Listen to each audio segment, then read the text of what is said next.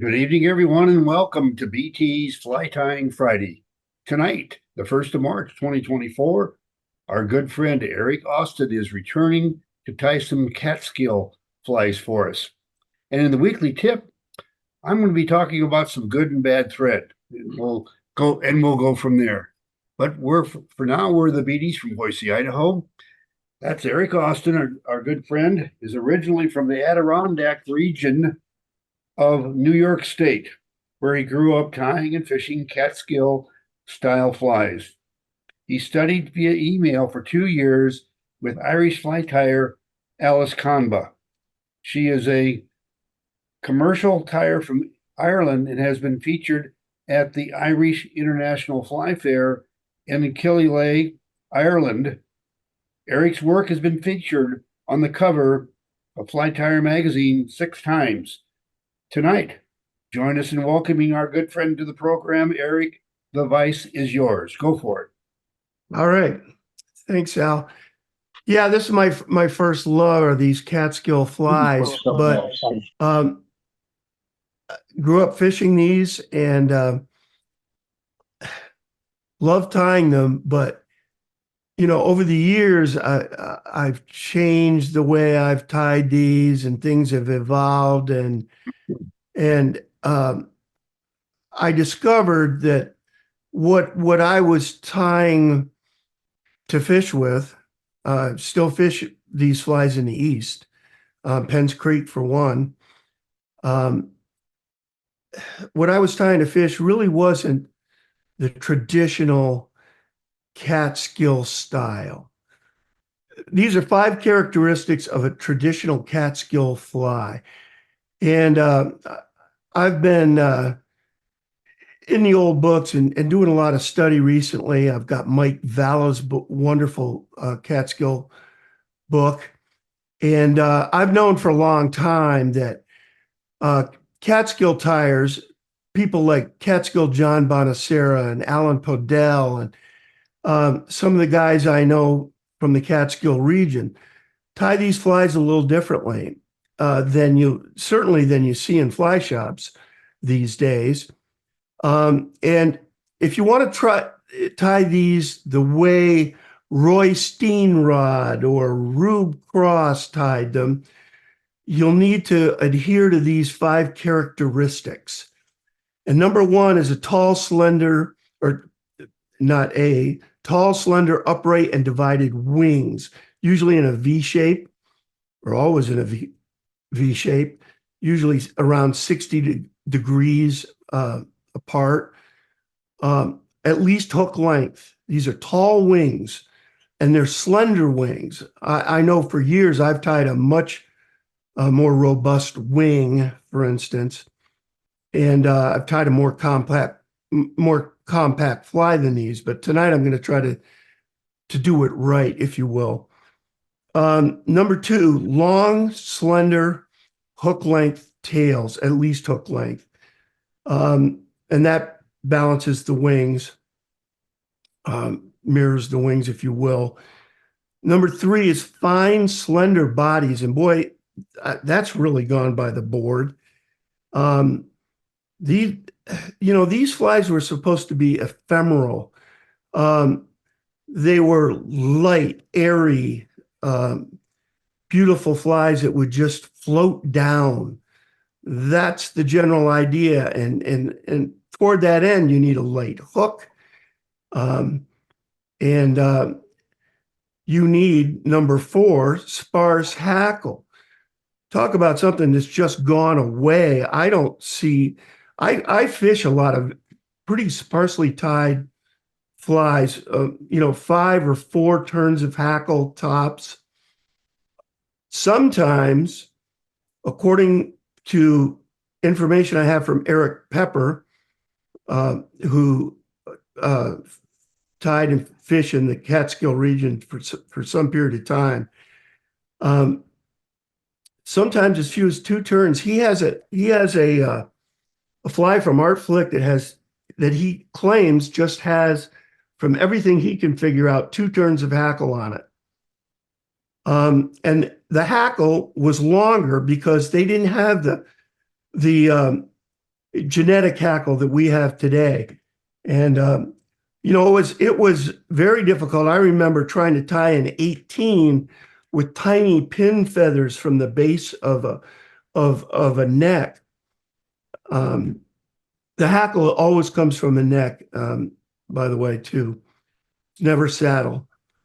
And number 5, a small section of bear hook left behind the eye. And nobody knows exactly why that was the case, but that was certainly the case with all the Catskill, well, the vast majority of Catskill flies. It's hard to do that on very small flies like 18s, which, believe me, 18 is a tiny fly for a Catskill fly. Most Catskill flies are anywhere from 10 to 14, maybe 16. They're larger generally. And they still fish, by the way. On the Au Sable in Michigan, for instance, I've caught a lot of, and the Mad River in Ohio, caught a lot of fish on the red quill at Hendrickson time. It's a tremendous fly. So I'm going to show you a few that I've done over the years, and I think I've fished every one of these except maybe the last one. Well, I haven't fished a rat-faced McDougal. That's the first one here. This is Harry Darby's rat-faced McDougal.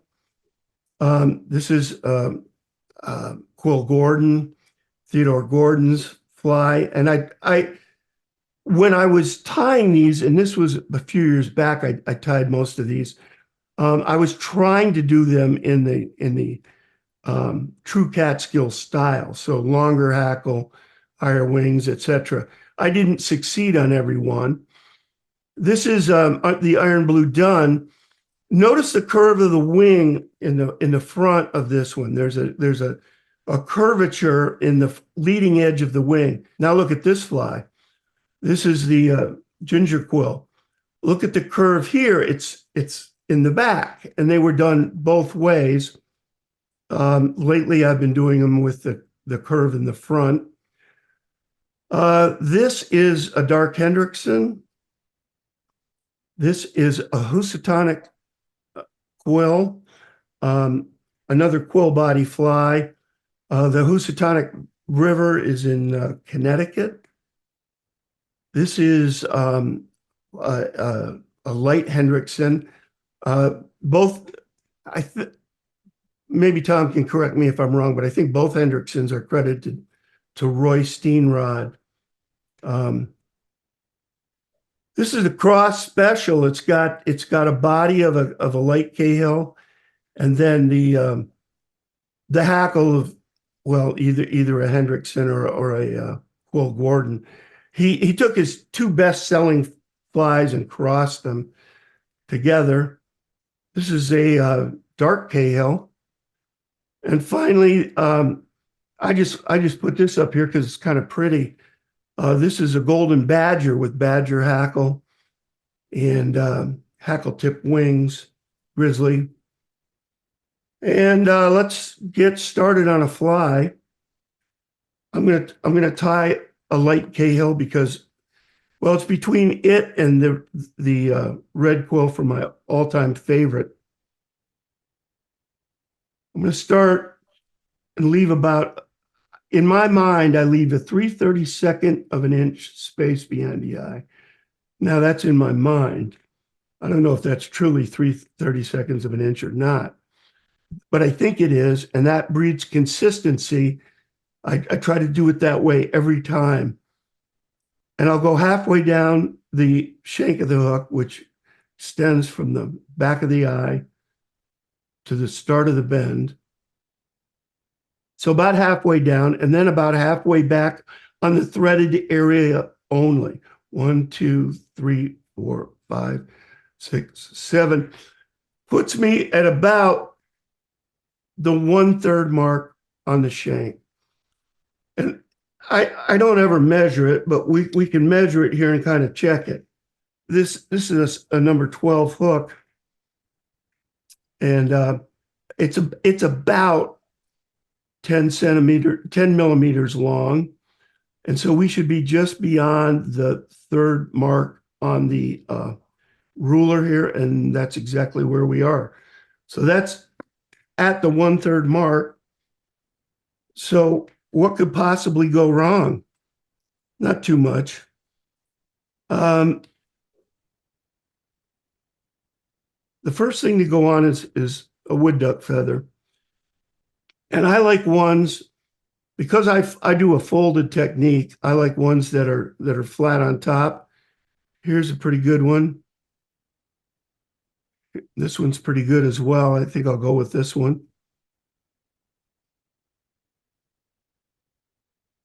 I'll fold it right along the stem and measure it to be at least hook length. And that's from the front of the eye here to the back of the bend.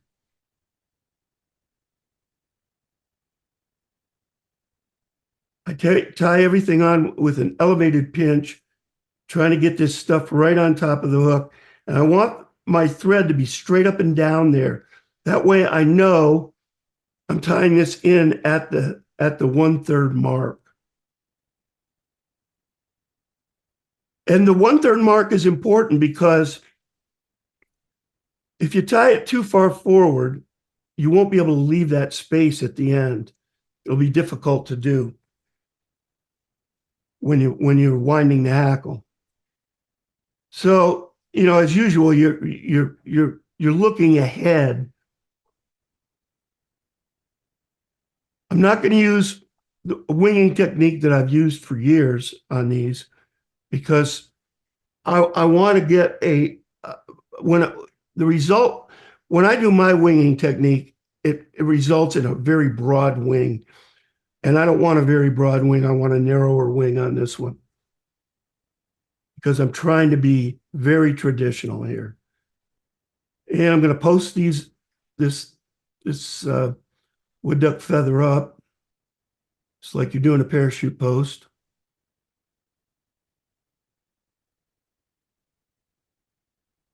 And I'll divide these out.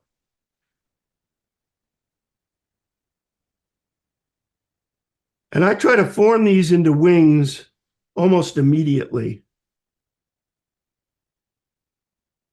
using thumb and forefinger of each hand.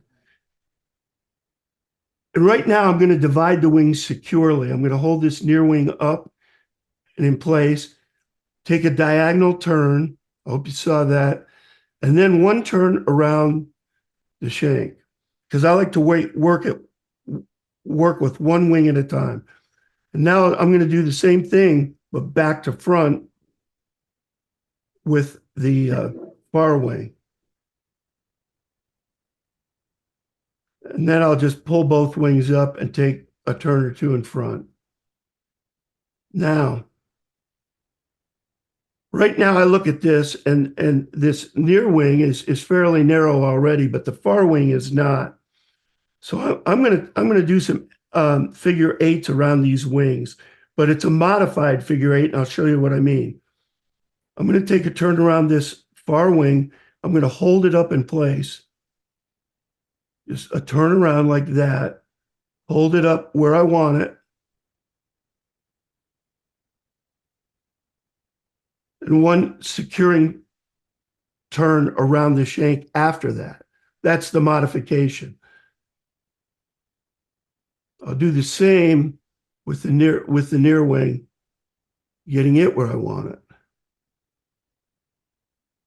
And the far wing still is a problem as far as I'm concerned, so I'm going to do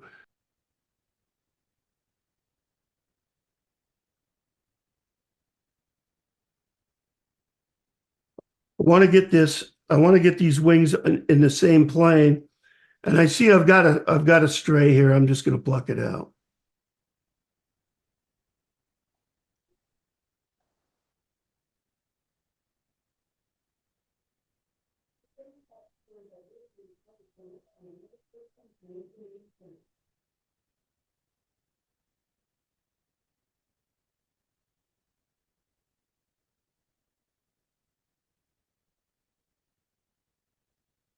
I'm going to go with this. I don't want to belabor it.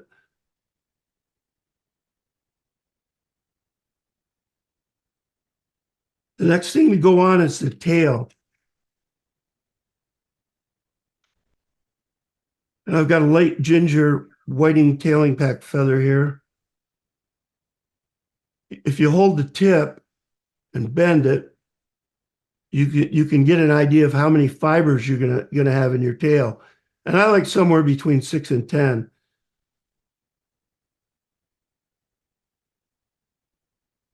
Again, this tail needs to be hook length.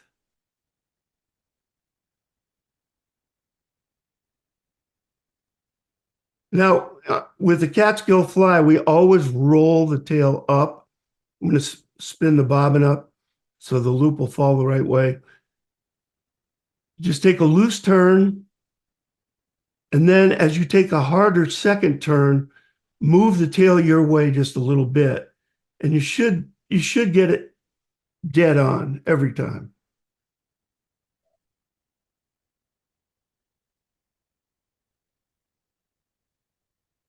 And now I want a fine body on this, or as fine as I can get with fur. I'm going to use fur because it's traditional. If I were tying this to fish, I'd use superfine because I like a fine body because I fish a lot of slow water. Obviously, if I fish pocket water all the time, I could go with a broader wing. I could go with more turns of hackle. I've got a tiny piece of red fox fur here that was taken off a bigger piece, which was taken off an even bigger piece. I'm going to use just a very little bit of this. Oh, I want to stop. I'm sorry. I wanted to stop short of the point of the hook. I'm going to use some dubbing wax on this. I don't know where I got this. This is off brand, but it's pretty good stuff. Yeah, no, I do like this dubbing wax, and I make my own dubbing wax, but it's not nearly as convenient as Al's. So anyway, what I'm going to, I want just the fluff off the base of this, basically. So I'm going to cut some off right at the hide. Grab it. I'm going to grab these guard hairs, pinch them, and just pull this whole thing apart. So I've got nothing but fluff here. And I want to put as little on the thread as I possibly can, which is easier said than done with fur.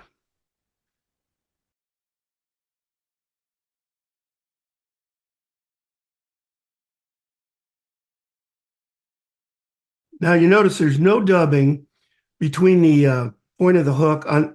It's just bare thread between the point of the hook and the shank. Basically, in this area, it's just bare thread, and we take that bare thread back.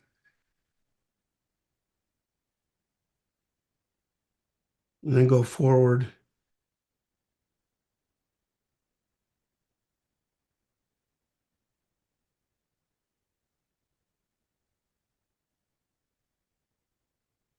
I don't mind if it gets a little bulky up around the thorax, but I still don't like this. Oh my.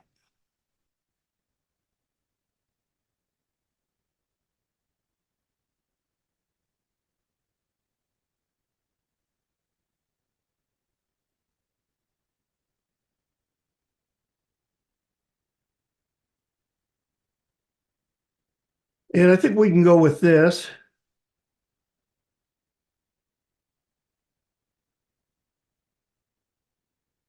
I've got some assorted hackles here. I've got something for everybody. This first hackle I've got is Collins hackle. And I got this for Jay Lee. But on the next fly, I'm going to use whiting, and that's for Al. So since he used to work for whiting. Catskill fly tires as a group, I'm going to say, like more old style hackle. Whiting is too dense a hackle for a lot of tires. It's just not traditional. And many tyers use Metz or Ewing or whatever, but they don't necessarily use whiting. I've used whiting for years. I hate to admit it, but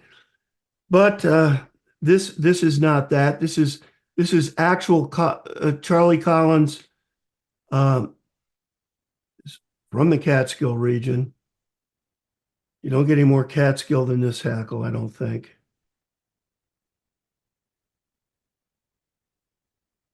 I'm just going to go to the end of the threaded area here, cut this off, and notice I um,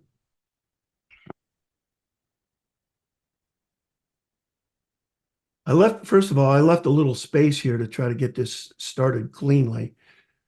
Second of all, I tied this off both in back and in front because I don't want it pulling out while I wind. You use hackle pliers. When I use whiting, which is always longer, I don't use hackle pliers typically. Depends on you know how long or short the thing is. So I think I can get 3 turns behind this, which may be 1 turn too many, but that's the way it's panned out. Hold this back, put the next turn right in front.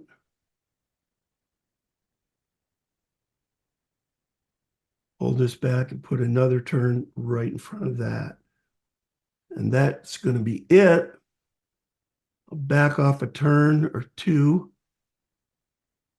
And I want to bind this down with 3 turns forward. 1, 2,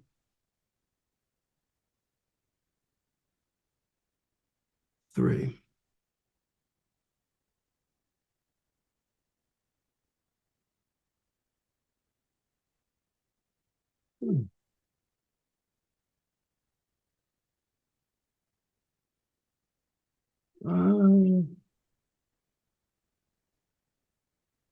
Typically, I'll pluck out anything I don't like at this point.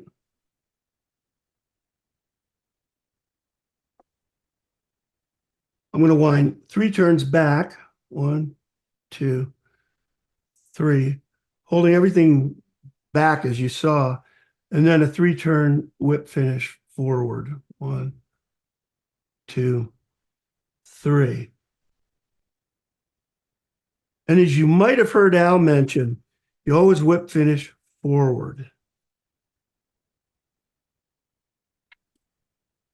Of course, drop the thread. I knew that was going to happen.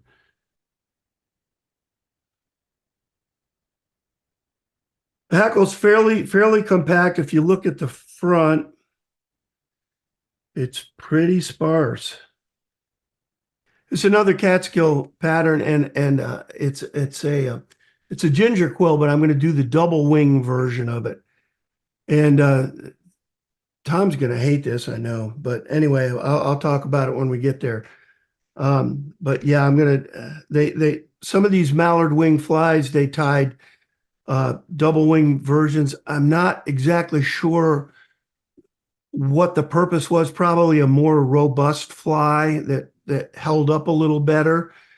You know, the first thing that happens when you fish these mallard quill wings is the wings split. I mean, it just seems all. But if you've done it right, they'll marry right back. And even if they're split and split badly, the fly will still fish and fish successfully. Mike Lawson claims that the no hackle fishes better when the wings are all split. Now, Mike, I don't know. I have no confidence in a no hackle when all the wings are all split myself. And to me, that's a one fish fly, and it's my favorite done pattern. This will be a ginger quill, and here we go on this. Same way I started it before. 3/30 seconds behind. I want to get to the 1/3 mark again. halfway down, halfway back on the threaded area only, not halfway back to the eye, but halfway back on the threaded area. And, I'm going to back off one turn here. Okay. Let me show something. I mean, this is supposed to be somewhat education. So this is a set of mallard wings. This is how you buy them in the store. And when you buy these, you always want to look at the backs, not the front. You don't care about this. You don't care about these blue feathers unless you're tying McGinty's or something. You care about the backs. And there is a right wing and a left wing.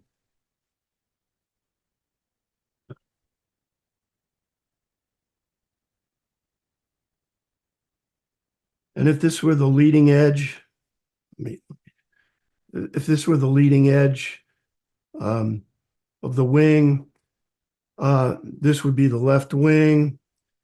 And sure enough, the quills on the back of this are lefts. And I'll show you what I mean by that. First of all, when you get one of these, the first thing you do is you take this first feather off and throw it away.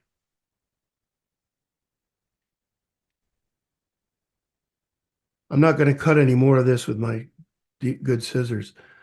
This and the next set of primary feathers. Okay, I'm sorry. This big tall guy here, and these and the next 5 or 6 down are the usable feathers for these.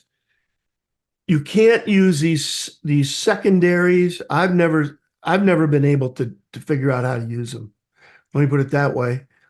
Maybe somebody can somewhere. These are not useful. It's just these primary feathers, the first half dozen after the first one. The first one, the problem is it's super stiff and so forth. Now, if I take this off of here and I show it to you, well, I'll show you the front. You'll notice that the longest fibers are on the left. This came off a left wing. This is a left feather. The ones that come off the right wing the longest fibers will be on the right as you look at them. And what you're going to do is you're going to cut slips off of these. And this is really hard to show here. Here, let me do it this way.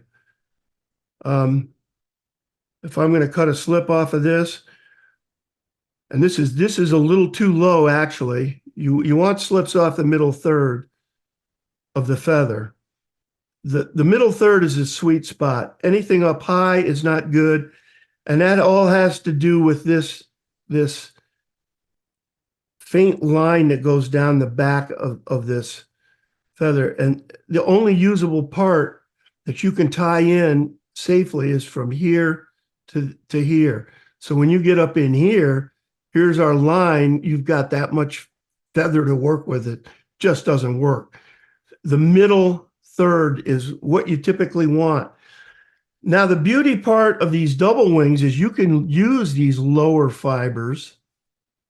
And I've got a pair here. So left and right pairs, they're opposite each other. And you put them together so that their tips flare out. You notice these are double. These are rather than just 2 feathers, there's actually 4 feathers here. Each wing will be doubled on this one. And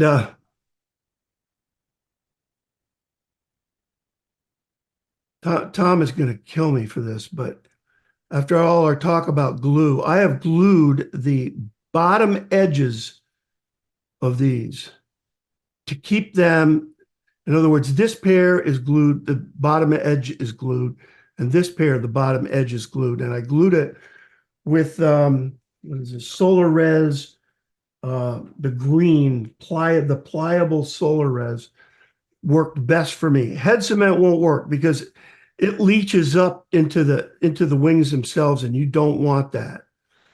So we're going to try to mount these, and I want to measure them first. And I want from here on this, I want these tips to extend to just behind the eye. That works best for me on this fly.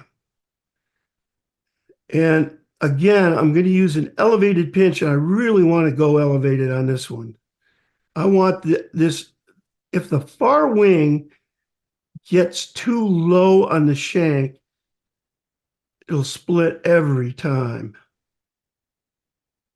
These need to be mounted high in order to stay together. And then I'm just going to cut these off at an angle short.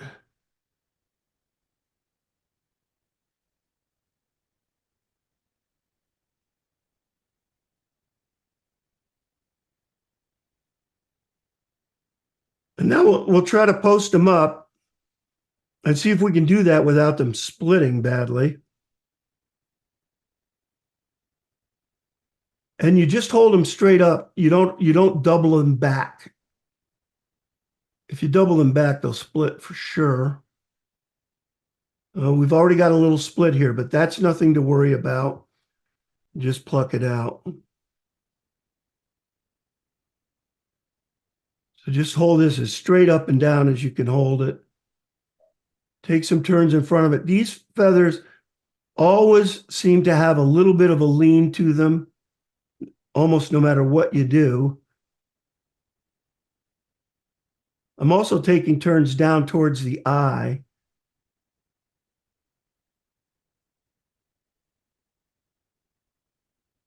Okay.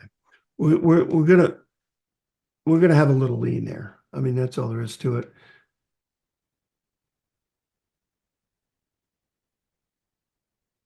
Take this back to the bend, and for this one, I've got some Coq de Leon. This is ginger Coq de Leon.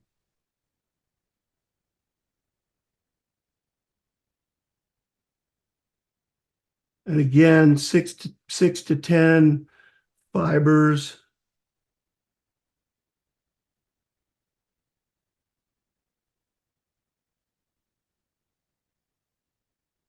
Fully hook length.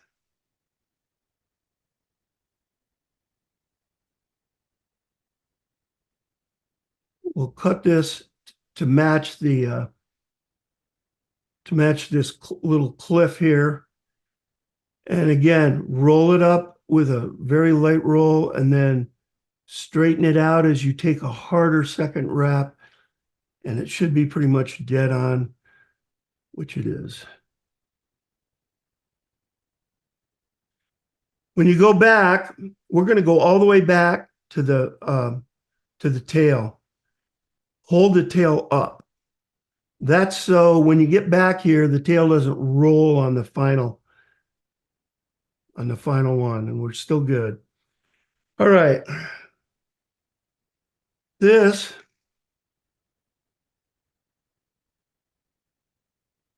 is the remains of a peacock eye that I bleached. And this one came out really well. And I'll show you the technique I used to bleach these. And I've actually changed it slightly since I did these.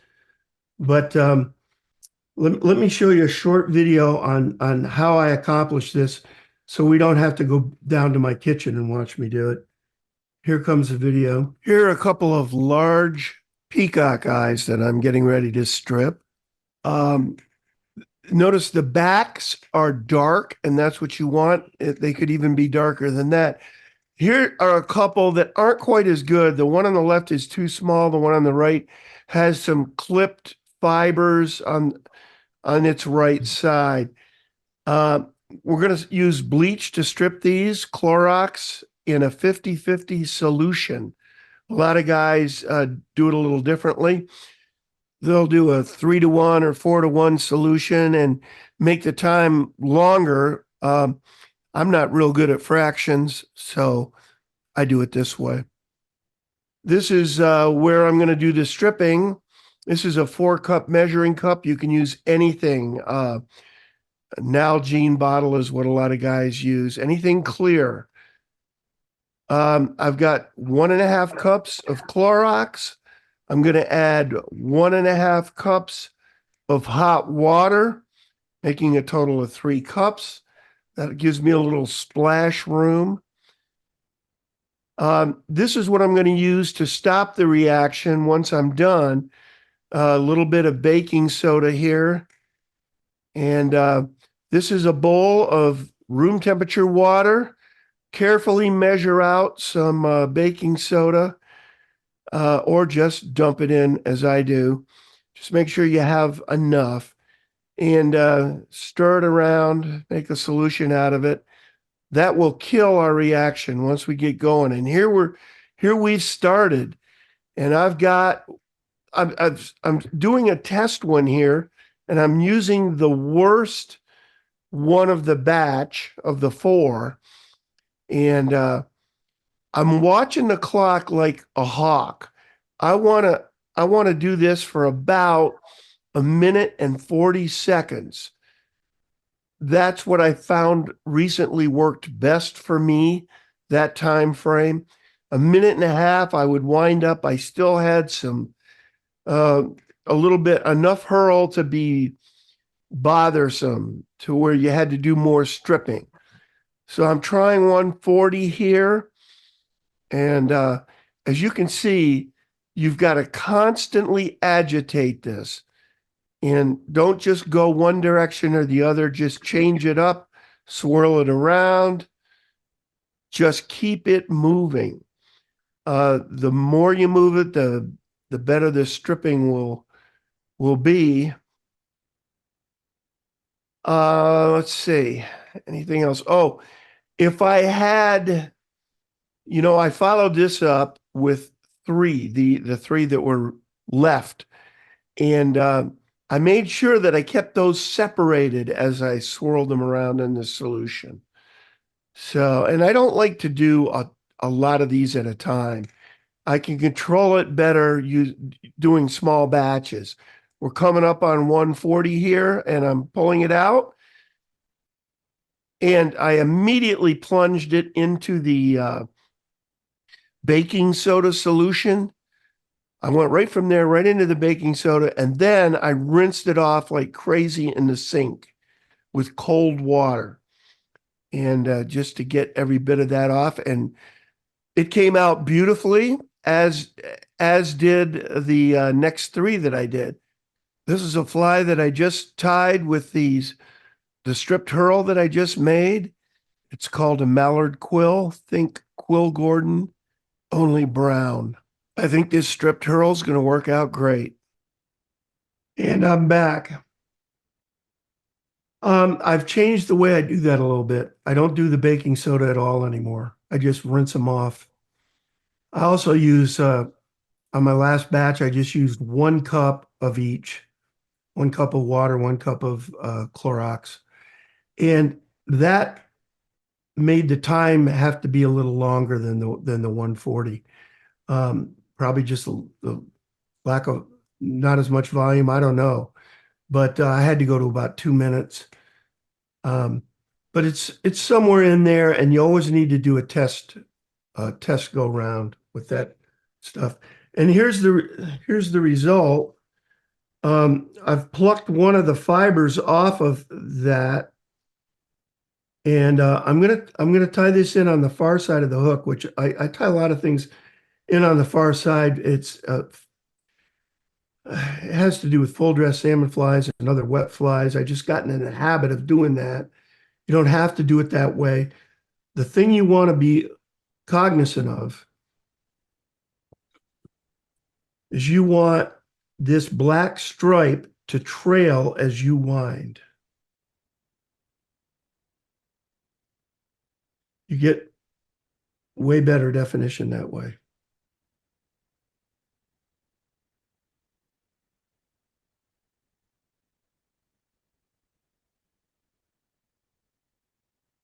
And this is one of the ones from this last batch I did.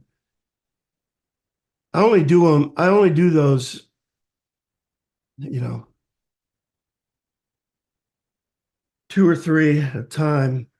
This is going to kill Jay Lee. I'm going to use whiting hackle on this one. Jay may not speak to me ever again. He's not, he doesn't like whiting hackle on these. And I understand his concerns. I do. Again, I'm using I'm leaving a little bit of bare stem right there.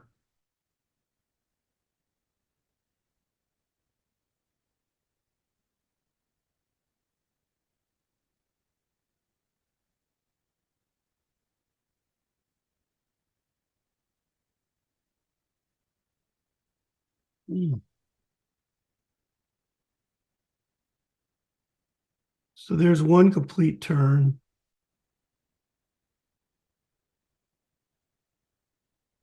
Two complete turns. I'm going to try to take this third one right in front here.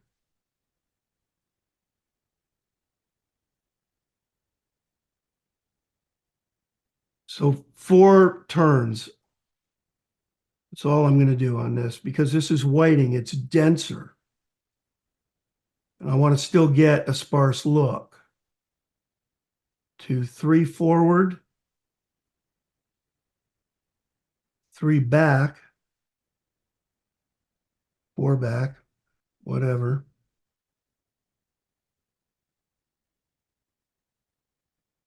And a 3-turn whip finish and we're done.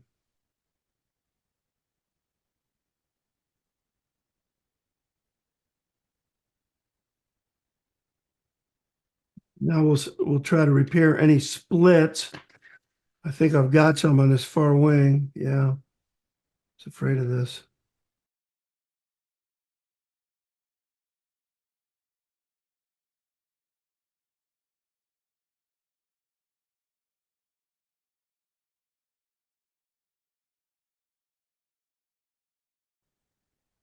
And we can take a look at the front.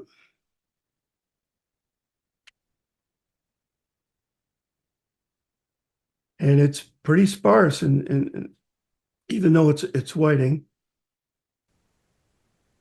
And it's not for a knot, for a turtle knot. There are 3 or 4 valid reasons. If they tied flies with a space in front on a dry fly for a turtle knot, why didn't they tie wet flies with a space in front for a turtle knot? Good point. Yeah. It's not at all for a turtle knot. One thing they didn't want to deal with, a small reason, they didn't want to deal with a hook pen. Then you wind up with a big head. Heads on the fly do nothing. You know, they're only to hold the fly together. The second reason is they moved the wing back at the expense of a shortened body for a better balance so the fly would float better over water. That's why they did it. It's right on page 96 of Harry Dobbin's book. Makes sense. And with those tall wings, by the way, if they hadn't had the wing back, the fly would have fallen on its face a lot. Right. Because that used to happen to me. So I absolutely know that's true. Okay, well, thank you to Tom for chiming in, and Eric, you've blown their minds. I can see that right now. Well, anyway, we thank you so much for joining us tonight, and we are getting ready now to move into the weekly tip,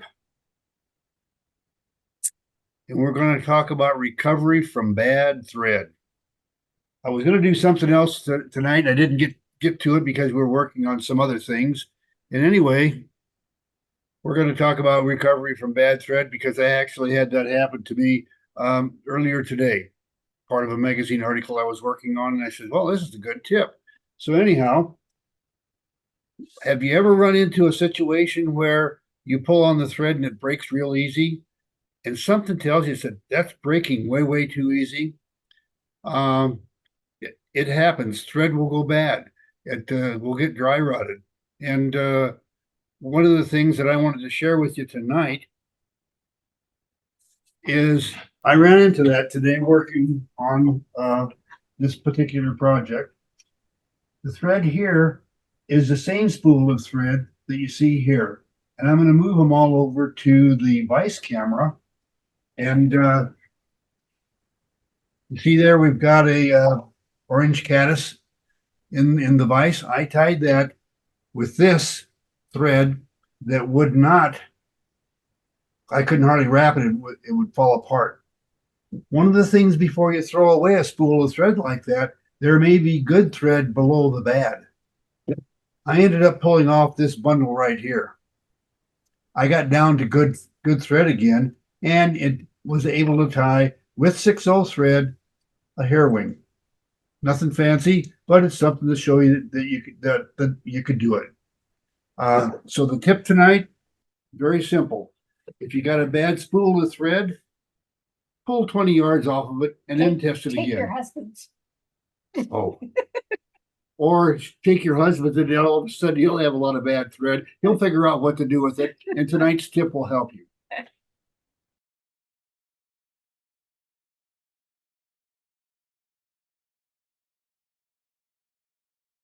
I got concerning thread. I have a question. I got a lot of Danville.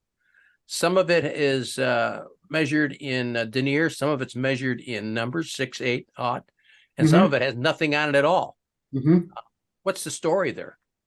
Oh, there was a change over here a few years back. I can't even remember when it was, but I'll just say I'll pull a number arbitrarily out of the sky.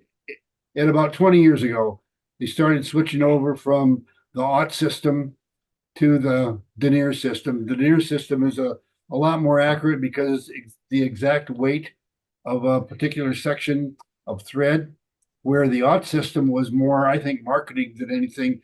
As an example, 8/0 of one brand of thread is 72 denier, and 6/0 of another brand of thread is 70. Well, 72 is bigger than 70, and yet it's in the aught system supposedly smaller. I just think it was more marketing than anything, but I could be very wrong because I have nothing to base that on. Any other questions? Yeah, how'd you know how much to take off that it was bad? Was that just a Because guess? I would do this routine and I'd pull, stretch, that breaks real easy. Okay. Then I would just keep going. And I kept going until it quit breaking. Okay. And it turned out it was about 20 yards. And I think, and again, I have no proof of this, but I think it's down hidden actually almost in a vacuum under all those layers. And it's away from anything in the atmosphere that's going to cause it to dry rot. And so anyway, I got past that and got down to the good stuff. So unless your spool of thread is just about gone, tear off a few rolls of it and see what happens as you work your way down to the spool. I mean, here a while back, I had a spool that was just totally bad all the way through. Just one of those I had forgotten in the bottom of my fly tying kit that stayed there for about 30 years. And, for some reason, it wasn't any good. I can't understand. But anyhow. Al, this is Alan Cura in Florida. And I ran into that where I had a lot of spools of Danville 210 wax nylon sitting too close to the window. And it spent months there. And in the winter months, that sun had a tendency to come in and shine right on that thread. And I never thought anything of it. And then I got to use it and it ruined about a dozen spools. But I didn't, I pulled off maybe 3 or 4 yards and it was just super weak. But I didn't think enough to, pull maybe 10 yards off and it might have still been good. But the UV from the sun will also mess up your thread, weaken it. You are very, very right. Anyone else before we go into the sharing section? Well, great. We're going to sharing. So we're gonna start with Evelyn. Now we're going to get I got to get the sharing. Okay.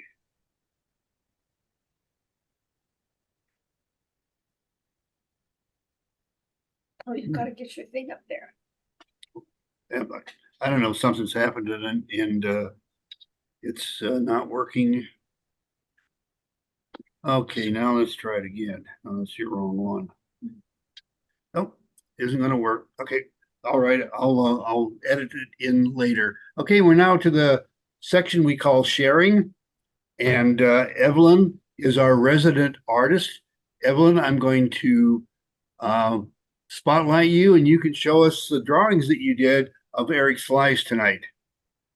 This is the one from last week. I finished it.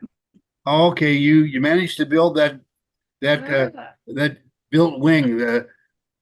Jack Gillis can take note that there's the drawing of the one from last Looks week. nice. Yes, love it. The green drake. Okay, here's today's. Okay, awesome. Good sparse hackle too, Evelyn. Good job. And here's the other one. It's a sparser yet. Oh, I like that. I like that. She even got the speckles in the fibers on the tail. Yes. Oh, awesome. Thank you, Thank you. Evelyn. Evelyn, do you have any idea how many flies you've done? No, I thought of it like last week. And I thought maybe I should count and see how many. Yeah, it'd be interesting. Do that sometime. I'd be interested to hear that. Okay, I will. I'd like you to publish them. Thank you. We think so as well. Been talking to know. her for a year now and we haven't moved her at all on that, I don't think. What this is an original Regal vise. You see the vise head? Yeah. What I did, I modified it by taking this clamp. This piece here is off one of the clamps you put on a table on an old Thompson or I can't remember, Thompson vise or whatever. So I just took the shaft that normally would go down into the pedestal base and I straighten it out this way because it's an adjustable Allen screw. And then I use this as it allows me to rotate. So now I have what was a non-rotating Regal vise, and this is just a piece of nylon block, and I just drilled a hole and put a piece of aluminum shaft to go into the base.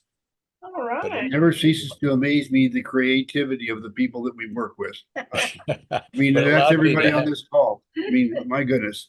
It Great, allowed good me job. well, I had to do it because I couldn't afford to go buy another vise right away, and I needed a rotator. That's it for this week, folks. Thank you so much for joining us. Until next Friday, take care. Good tying.